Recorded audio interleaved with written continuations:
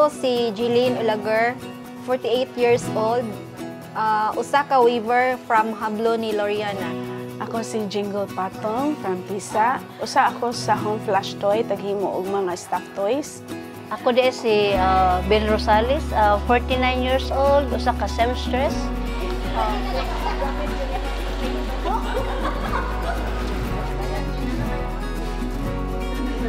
Happy Bayanihan Fiesta! Ang Bayanihan, usa sa mga programa nga magahatag og tabang sa mga artisans.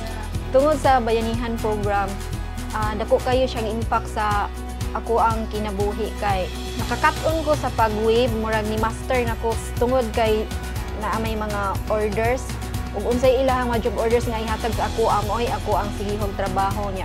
Madugay mo sig trabaho, ma-master na nimo. Table runner na kaya kung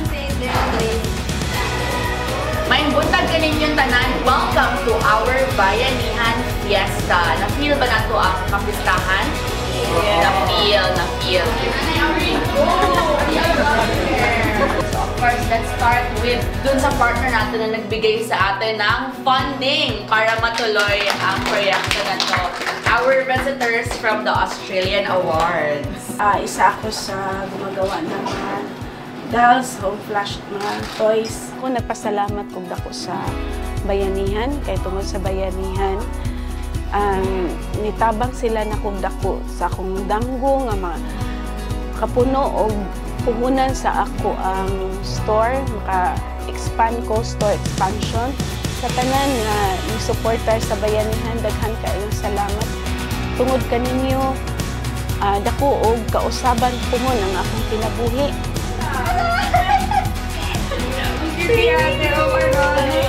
Magpasalamat di ko sa kanang Bayanihan, ilaagi sa Antil, nila din og ni Miss Anya, og labi na sa katong Spark Project nga maoy gihimo nga platform nga para maka-raise kog fund, makabot na ko akong goal nga makahimo kog sewing studio.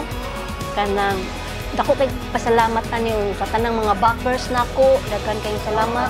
Ganahan lang ko mo invite sa mga ganahan mo appeal sa Bayanihan nga program kay kanang dako kay siyang tabang labi na sa kanang ganing ganahan mag-business nga kanang wala sa live budget.